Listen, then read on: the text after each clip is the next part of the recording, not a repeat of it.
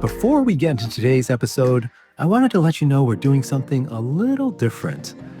Today's episode is part of a special collaboration with the podcast Risk. If you're not familiar with it, Risk is a first-person storytelling podcast similar to The Moth or Snap Judgment, except it's much less filtered and often explores stories you wouldn't typically hear on public radio. Many of you may not know that our wonderful editor here at the Bitey End of the Dog, John, has also been an editor and producer with Risk for nearly 10 years. He co-hosts today's episode with his wife, Kate LaSala, who many of you will know as a highly respected dog trainer and behavior consultant. Today, you're going to hear a Risk episode called Still Dog People, Two Truths. Then on Thursday, we'll release a brand new episode of The Bitey End of the Dog called Still Dog People, Who Am I Now?, featuring my conversation with Marilyn Gilchrist. As part of this collaboration, that episode will also be shared with the Risk audience on their podcast feed. The two episodes are designed to complement one another. One is a deeply personal story, and the other explores many of the themes that emerge from that story through a conversation about identity, grief, healing, and what it means to continue finding yourself through the dogs in your life. I hope you'll take the time to listen to both episodes, and if you enjoy today's story, I encourage you to check out Risk and the incredible work John, Kate, and the entire team are doing. Enjoy the episode. On this episode of Risk, you'll hear Jill Karliner. And he's squeaky and his tongue is coming out. Oh yeah, I think we made a big mistake. And you'll hear Kate LaSala. That's me. Hey, that's my wife. Hey, that's my husband. And me, I'm John LaSala, your guest host, along with Kate, on the show where people tell true stories they never thought they'd dare to share.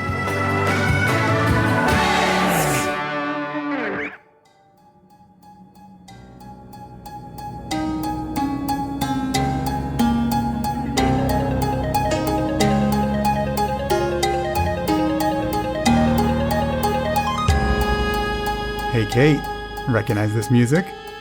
I sure do. What is it? Snow Queen.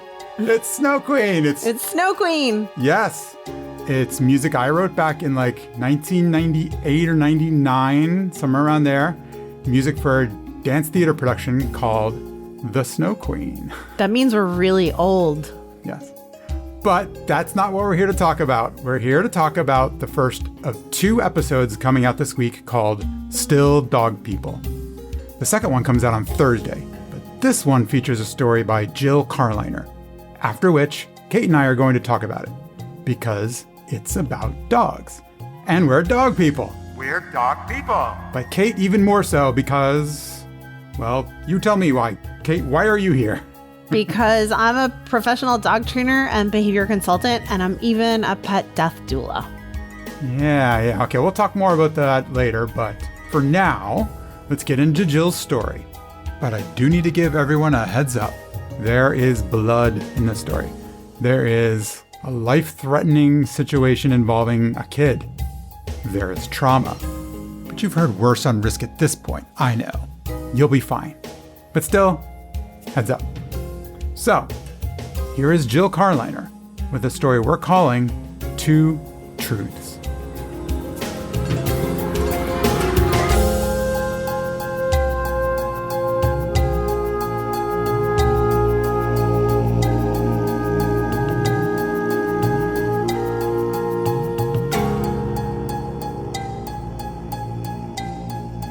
It was a Tuesday night in early May. The year is 2000, and my 4.5-year-old twin boys had just finished eating dinner, and we were playing outside in the front yard to wait until Dad got home from work. And while we're playing on these boulders in front of my house, the big kids from next door came out to see what we were doing. These were the 6 and 8-year-old boys that live next door, and my kids called them the big kids. And they'd moved up from the city a couple of months before, but they'd never really shown any interest in my children before. So on this night, when they came out to see what we were doing, my kids were mesmerized because when you're 4, attention from a 6-year-old and an 8-year-old, It's like magic. On this night, they asked if my boys wanted to play in their backyard. Now, like I said, this family had moved up from the city a few months prior, and one of the first things they did when they moved in was to rip out this fence of bushes that separated our properties. So my backyard and their backyard was just this one big giant space. But even though we could see into their yard, we'd never played with them before. So when they asked my boys to come play, I remember my kids looking up with like the most magical and hopeful looks in their eyes. And I said, sure, why not? And as we made our way to the big kids' backyard, one of my boys, Jacob, said to me in his cute little 4-year-old voice, Mommy, is this something special? And I said, yes, Jakey, this is very special. So we're in the backyard. The big kids have a really nice setup. They had swings and monkey bars and slides, things we didn't have in our yard yet. And they climb on their swings, and my boys climb on a teeter-totter. And the 4 of them, they're just hanging out, they're playing, and I'm the only adult watching them. And while I'm supervising, I'm just thinking of all the things I need to do before bedtime. So I tell my boys that I'm going to go inside. You see, I have this big picture window over my kitchen sink. With the bushes gone, I had a perfect view into the big kids' backyard. So I told the boys I was going to go in like I've done before, and they gave me, okay, Mommy. And they were good kids. They knew to stay in the yard. So I'm at my kitchen sink, and I'm cleaning up their dinner dishes, and I'm thinking about all the things, that need to get done, getting dinner on the table for my husband and me. And I see the big kids get off their swings and leave the vision of the picture window. And moments later, I see my kids get off the teeter-totter, and they also leave the vision of the picture window. So I figure I need to go check out what's happening. But in the seconds that it took me to go from my sink to my sliding glass door, I heard this blood-curdling scream just pierce that spring night. And I run outside to see what made that sound, and I see my Jacob toddling towards me, and he is covered in and gushing blood. I run to him and I scoop him in my arms, and my first aid and CPR training kicks in, and I scream at the top of my lungs, call 911, call 911, call 911, hoping someone in my neighborhood would hear me scream. And as I'm screaming, I look over to the big kids' yard, and on their porch is a woman standing there. I think she's their housekeeper, and she is just staring at the ground. She's not looking at me. She's not moving. She's definitely not reaching for a phone. So I realize I need to take matters into my own hands. And while I still have Jacob in my arms, I run in my house. I grab my cordless phone to call 911, and I run on the front lawn to wait for them. And the whole time, I have him in my arms, and his eyes are open, and he's breathing. But he's not talking. He's not crying. He's just kind of limp in my arms, and he's staring into like nothingness. And as I'm rocking him on the front lawn, my nose is filled with that coppery metallic smell of blood. Our bodies are glued together from the stickiness of the blood. And I just keep saying over and over again, it's going to be okay, it's going to be okay, it's going to be okay. And I realize I'm saying this more for myself than for him because he just can't process anything. I don't know why he's bleeding. I don't know what happened to him. I don't know if my son is dying in my arms. All I know is that we need immediate medical attention. And I am so relieved when I hear the sounds of the ambulance. So the paramedics assess him and tell me that we're going to go to the trauma hospital in my county. And when we get there, the doctors examine him and the police speak to me, and the police had been at my house also. And they're able to tell me what happened. Apparently, the big kids got off their swings to go in their house for some apple juice boxes. And my kids, with the promise of apple juice boxes, got off the teeter-totter to wait. But when the big kids went in their house, they left their sliding glass door open, and their Akita ran outside. Akitas are bred to be Japanese bear hunting dogs. They are big, they're powerful, they're aggressive, they're extremely territorial. And this family often kept their dog chained to the shed in their yard.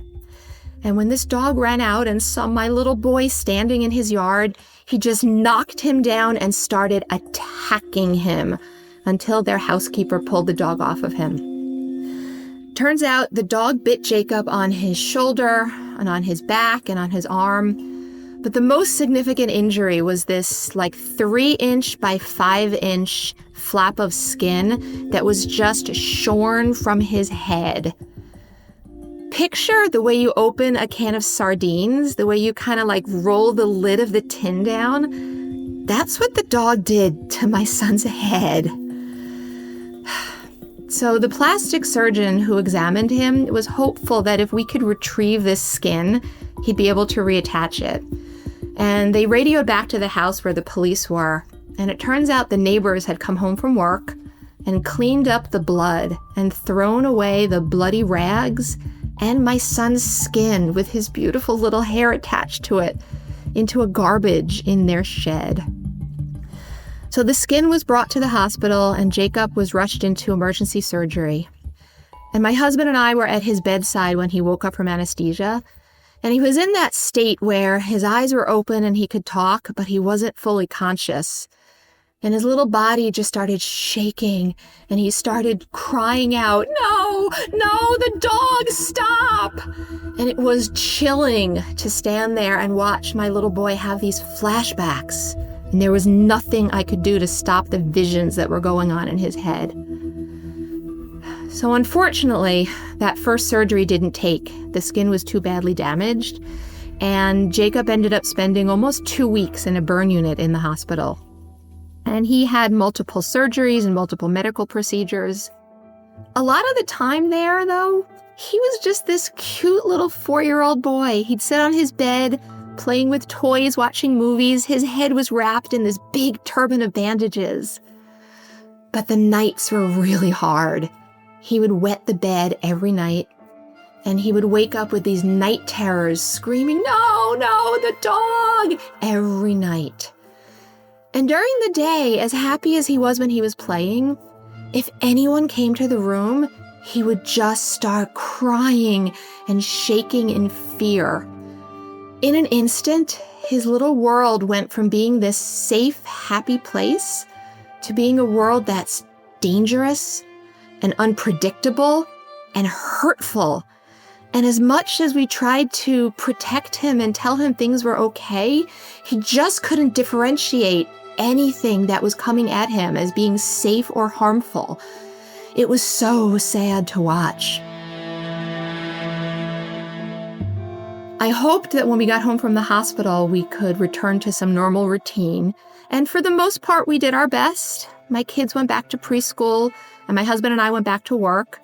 And taking care of Jacob's injuries just became part of our daily routine. But the thing is, my kids, both of my kids, developed this primal fear of dogs. We could be anywhere. We'd be playing in the house, walking on the street, even driving in the car, and they'd hear a dog or see a dog, and they would start crying and screaming in fear. And it seemed to just keep getting worse and worse, and I knew we couldn't live this way. So I happened to be a child psychologist by training, and when my husband and I got married and we had kids, I promised him I would never practice my profession on our children, but I needed to take back my words. So I prescribed exposure therapy. There was this cute little ma and pa pet store in town that sold these little tiny teacup puppies. So on a Sunday morning, a couple of weeks after Jacob's dog bite, we bundled the kids in the car, we went to Bagels for breakfast, and then we took them to this pet store. And we get inside and we each hold a boy up to the display counter where the puppies were. And the minute they realized what they were looking at, they started squirming and crying and begging us to take them out of the store. But we kept doing this. Every Sunday morning, we'd go for bagels for breakfast, and we'd go to the pet store. They'd protest, but we would do this anyway. And after a while, they were okay looking at the puppies. There was even this one time that the owner of the store was able to hold a puppy in his hand, and they pet it. But, this was a puppy that was the size of a hamster. So while they were okay, they were still really scared of dogs. So I knew we needed to up our game. There is a seeing eye dog agency in our county that relies on volunteers to do a lot of the work with their dogs. So we signed up to become puppy home socializers. It was a program where you would get to take 8-week-old lab puppies home to your house for a couple of days and play with them and socialize them. So we signed up, we went for some training, and on a Friday afternoon, all 4 of us, the boys were kind of into it, all 4 of us drove about an hour to pick up everything we needed and pick up the puppies. And we get home and we set up this X-pen and we lay out the newspapers and put down some toys and water. And I take a puppy out of the carry case. And let me tell you, an 8-week-old lab puppy is just about the cutest thing in the whole wide world.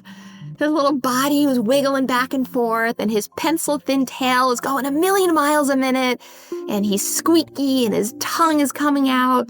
And I put him down on the newspaper, and the minute their feet hit the floor, my kids ran screaming out of the kitchen into the living room.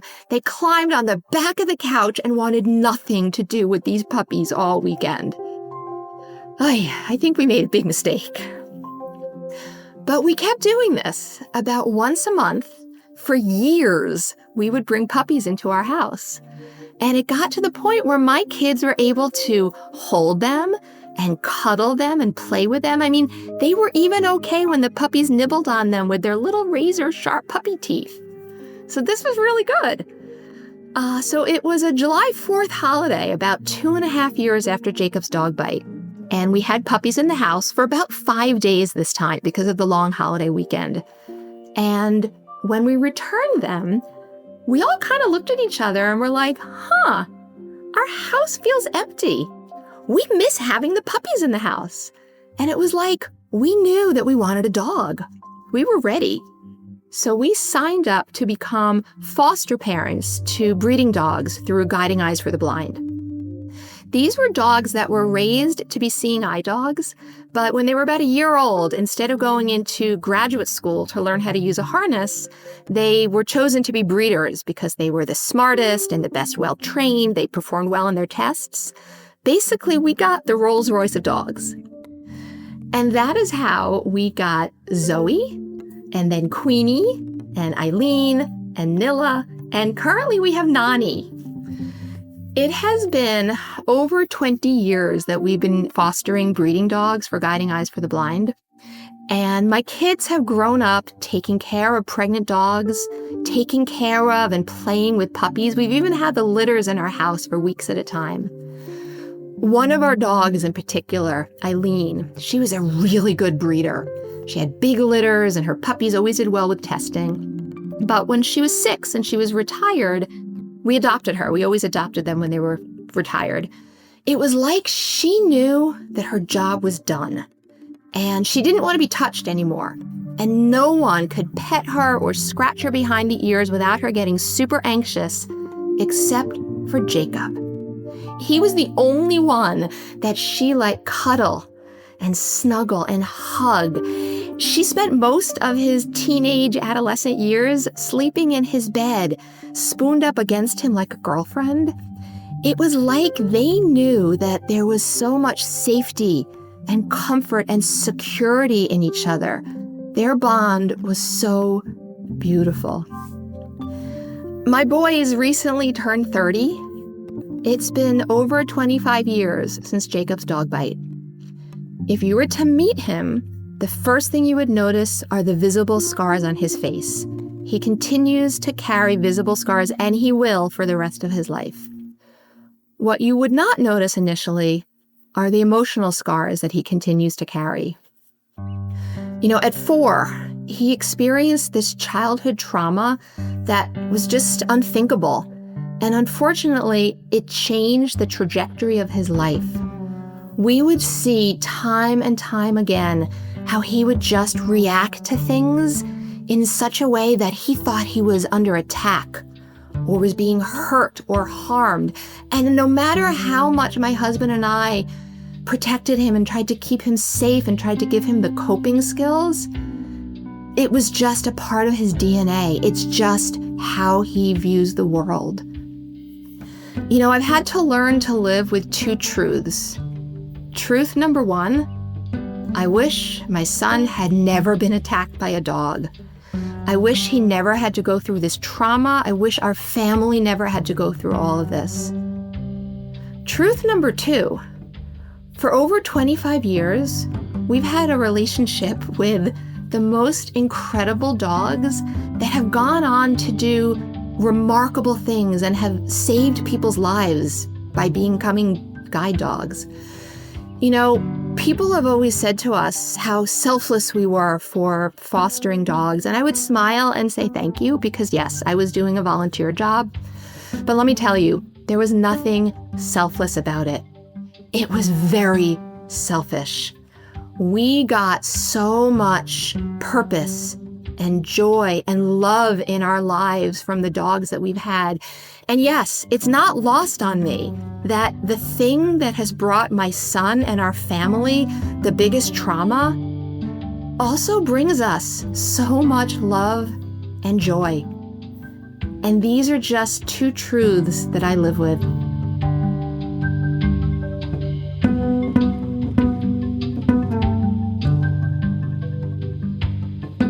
Hey, it's John again. We're going to take a quick break, but first, check out this little review I spotted that someone named Boggle Queen left on Apple Podcasts. It's titled, Expands My Perspective. I have been listening to Risk for a long time and appreciate the authenticity, intimacy, vulnerability, and breadth of stories shared from a multitude of perspectives. This podcast is so valuable and has greatly expanded my understanding of different people's experiences. My favorite episodes are the uninterrupted stories. Was this episode an uninterrupted story? I'm not sure what was meant by that, but I hope this one worked for you, Boggle Queen. And hey, you, listeners out there, if you haven't given us a 5-star rating or left a review yet, get on it. Apple Podcasts, Spotify, Podchaser. These reviews are one way you can send us your love and support and even get yourself heard on the podcast for absolutely free.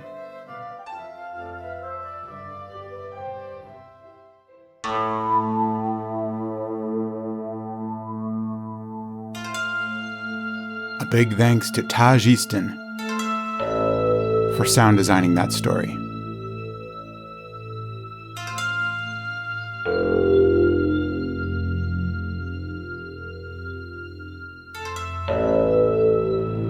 Kate, do you know what this is? You're not sure? It's the sorceress! The sorceress? What do you mean the sorceress? What's that from? From the Snow Queen! Yes, it is. It's more of my music from the Snow Queen. But never mind that. Let's talk about Jill's story. What did you think? But wait, first, in case anyone listening to this episode didn't hear the episode you did with me back in 2024 called Dogs, why don't you give me all your bona fides? Who made you the expert of dogs around here?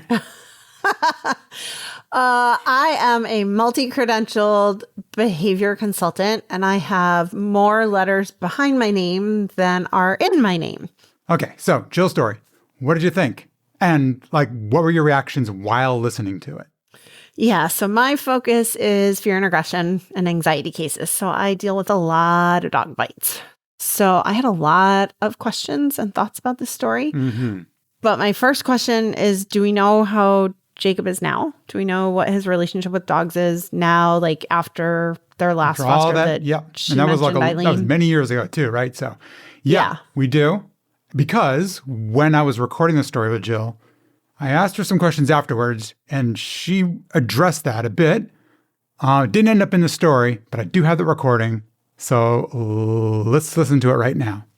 About a year ago, Jacob and his girlfriend adopted a dog. So he also has a dog. And, dogs continue to be his sense of comfort and safety. I mean, she truly is an emotional support dog for him. It's just so interesting that, the thing that, like I said, was the biggest trauma brings him so much joy in his life. But it was a lot of work to get to that. All right. Okay, so that's amazing. And I think it's a good place to start, really. I feel like on the surface, this story is very clearly about trauma, but underneath it all, it feels like it's a story about relationships, like the relationship that her kids wanted to have with the big kids next door. It's about that very brief and very traumatic relationship with this neighbor's dog. And then it's about relationships with all of these fosters and dogs that they ended up adopting. And now his relationship with this very special dog that he has, this ESA dog that he has. And I think that trajectory is just so beautiful. That's what Jill said, that this event changed the trajectory of his life, is something that I say when I talk about Boo Boo, who we lost 2 years ago, that without Boo Boo coming into our lives, that I wouldn't be a trainer today. I wouldn't be a death doula, that she changed the trajectory of my life. And that's exactly what Jill said about this experience for Jacob. And I think that's a really interesting sort of juxtaposition of like that traumatic situation that he had with this dog changed his trajectory in a negative turning positive way, but Boo Boo coming into our lives changed the trajectory of our lives in a very clearly positive way. And that I've gone on to now help, over 3,000 dogs because of this one dog coming in my life. And that they, as a family, fostered all of these dogs and changed not only the lives of those dogs, but the people that those dogs then went on to be service animals for. Yeah. A awful, tragic thing happened, and so much more good than bad has come from it in the long run. Now, you do a lot of work with grief around losing a pet, but I take it you see some parallels to what Jill's family went through, right? Yeah. Yep. And in my doula work, that's something that I sort of focus on and try to help people understand. Everyone's heard of the stages of grief, but David Kessler is a grief expert who worked with Kubler-Ross. He co-authored a book with her, and they sort of came up with this 6th stage of grief that nobody really talks about. But for David Kessler, that 6th stage is finding meaning. So taking this loss or this trauma, and what sort of meaning can you pull out of that? So when I talk to my doula clients, I'm often trying to get them to shift from grief to gratitude. How can we be grateful? Obviously, no one's ever grateful that a bad thing happened. And that's Jill's main point, is like, I wish this never happened. But because it happened, all of this beauty and positivity came out of that. So there's definitely this shift of finding meaning from this trauma. And even without having big trauma like that, I think when we lose an animal or we lose any relationship, we can try to find something that we're grateful for because of that experience. So even when I'm working with clients who've gone through something traumatic like a behavioral euthanasia for a really difficult animal that had significant behavior issues, often they can be thankful for the fact that that animal maybe taught them patience or taught them empathy or taught them how to read dog body language better, how to more safely interact with dogs. And that's something that person maybe would never have learned. And now that they've learned that, they carry those lessons with them into future relationships, whether it's with other humans or other dogs. Yeah. Let's circle back to the incident, the inciting incident of the story. What are your thoughts about a child being put in such a predicament? I know you have thoughts on this. Yeah. Kate has lots of opinions. I have a lot of opinions. So yeah, this is something that I talk to clients about. I'm a Family Paws licensed educator. And so I do a lot of dog kid situations, whether it's pre-baby prep, meaning there's a dog at home and the family is bringing home a human baby. So I'll help the family prepare the dog at home to accept the newborn. But I also do a lot of dog kid aggression cases. So I am constantly talking about the role of supervision. And we tend to think of supervision as like black or white. Either we're supervising or we're not supervising.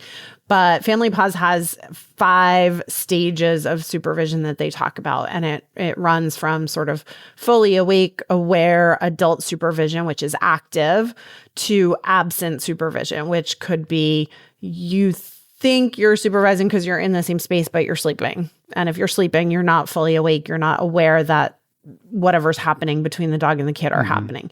So I feel like this situation, and then there's gray areas in between. There's reactive supervision and passive supervision, and there's other steps in between. But I feel like this situation was an absent supervision case where Jill thought she was supervising from her kitchen window. She very clearly pointed that out in the story. But as we can see, bites happen in a fraction of a second. And if you are not physically there, not 6 feet away, not 5 feet away, a lot of people make the mistake that they think they're in the same room. They think they're supervising. I'm right here. I'm right in the kitchen. And my back is to the dog and the kid. So if something's going to happen, I can intervene. But bites happen so quickly that if you are not physically between the dog and the kid, you're never going to be able to stop it. So being a house away, looking at a picture window over her sink as she's doing dishes or whatever she was doing, that is not good enough supervision. But I don't think she even knew the dog was there, though, right? Well, she pointed out that the dog was often tied to the shed. Yeah. So I think they knew there was a dog, but maybe they just thought it was away. I don't know. She didn't see the dog. She didn't know it was around, right? Yeah, she didn't know it was around. And clearly it had probably been in the house. And then when the kids went in the house to get the juice boxes, he slipped out. And, management always fails. That's something else that I talk to clients about. Like people think like, oh, we'll just keep the dog inside. We'll just manage that situation. But we're humans and management always fails. Like it might be okay for a long period of time, but at some point a door is going to be left open, a gate's going to be left open. Humans make mistakes. And so management cannot be your only solution if you're living with a dangerous or an aggressive dog. Yeah. Even well-socialized, quote unquote, good dogs should not be left unsupervised with kids. So I think we come from a place of thinking that good dogs should put up with whatever kids throw at them. They should be able to pull their tail and pull their ears, and they should be able to climb on top of them, and the dog shouldn't react at all. But that is not realistic and it's not safe. Yeah. And when we look at dog bite statistics, over 50% of dog bites that happen to children, and the largest percentage of those cases are boys between 5 and 9 years old. Yeah. So having young kids, they may not have fully developed motor skills. They are certainly not going to be able to read dog body language. A lot of adults don't know how to read dog body language. So we can't entrust that a kid is going to be able to read warning signs that a dog is getting stressed out. But I don't think that piece doesn't necessarily apply to this case. It sounds like the dog was probably already aggressive and saw an opportunity and got loose and just sort of rushed out and was not social or friendly with strangers. So that sounds like that was the underlying sort of cause of this situation. But whenever there's kids around, there needs to be heavy focus on management and separation and supervision. So you mentioned a couple of times your doula work, but to be clear, we're talking death doula, end of life doula, not like birth doula, right? Right. Yeah. And for pets, not for humans. Yes. So I am a companion animal, end of life doula, death doula, we like to call ourselves. It's shorter and cleaner. That means that death doulas provide emotional support in this case, even though it's surrounding the pet loss. The support obviously is for the people. We can take on lots of roles. We can focus on sort of quality of life assessment, helping navigate that before period, that anticipatory grief period leading up to the animal's death. We can help with arrangements like coordinating a vet to come to the house to do that at-home euthanasia. We focus a lot on sort of legacy work and memorialization. And I think for this story, it's really interesting because all of these dogs in their family, the ones that they fostered and eventually adopted, and certainly the Akita that caused this tremendous injury, all leave this long-lasting impact after they're gone. This trauma that this one dog caused left this legacy of beautiful things behind, in that wake. And that legacy isn't just those physical scars that he has, but the emotional scars. And that's something in my doula work that I help, especially with stigmatized losses like behavioral euthanasia. And I'm going to assume in this case that Akita was euthanized. He should have been if he wasn't. Yep. And that's another little clip I have. I asked Jill exactly that question, and this is what she had to say. And in case you're wondering, the neighbors put the dog down. They were immigrants to this country, so I'm not sure they knew some of American cultures. About a week after Jacob got home from the hospital, they came to the door with a fruit basket that had like fruit and crackers and cheese and a bottle of champagne. It was just really weird. Yeah. Yeah. That's bizarre. That's bizarre. Yeah. People in general don't know how to process death and grief. That's part of the role that doulas play, is for people and animals. Exactly, is to sort of help people normalize this. And we're trying to bring death work and talking about death into the forefront, so it's not a taboo topic. So clearly these neighbors knew they were responsible for this trauma inflicted on Jill's son and her family, and were in some way trying to make amends or apologize for that. And if there's a cultural difference there, they just didn't quite know how to properly do that. So it came off a little awkward, I think. But people don't like to talk about death. They don't like to plan for death. That's one of the things that doulas do is try to help sort of, for lack of a better word, get your papers in order. So thinking about, if your 15-year-old dog has cancer, what treatments are you willing to do or not willing to? Are you willing to do MRIs? Are you willing to do CAT scans? Like talking about these things, not when they're 15 and you're in the crux of making these big emotional decisions, but talking about these things when they're a puppy, when they're, 2 or 5, and constantly evaluating quality of life over that dog's lifetime, because it changes year to year, and not waiting for a big crisis to start having these conversations. So I think I've got some free downloads on my website. I have sort of the equivalent of a living will, like an advanced care directive for pets, for people to start those conversations. And I like to say that those are living documents, that they should be revisited sort of every year or two, so that you can figure out what's changed. Making a plan for your pets. What if your pets outlive you? Yeah. We think about this for senior citizens, but anyone can get in a car accident, or anyone can lose a job, or anyone can have, a serious illness. So what is your care plan for your animals if you are physically or otherwise unable to take care of them? And not just assuming that friends and family are going to step up, because that's not really a fair burden to place on these people who didn't choose to take on a pet. So having a care plan in place. I know that I am in 2 of my clients who have turned into friends' wills to be caretakers for their dogs if something were to happen to them. And they are young people. They're in their 30s. So they have proactively made arrangements for their dogs in case something were to happen. And I think that's something enough that not a lot of people do. And you said you have those available somewhere. People can download them? Yep. I have on my website, rescuedbytraining.com. At the top, there's a free resources tab, and there's a whole bunch of free downloads in there. I also have a free dog body language course in there. So if you like dogs or have a dog, or just want to get to know dogs better.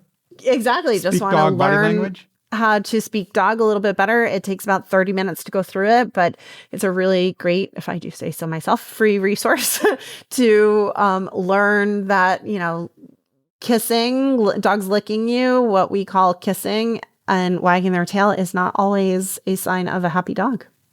Common misconception. So that's what Kate had to say. It went on for like 2 hours because she just won't stop talking, but I had to cut it down to the mere minutes that you heard. But more importantly, I want to know what you, the listeners, have to say.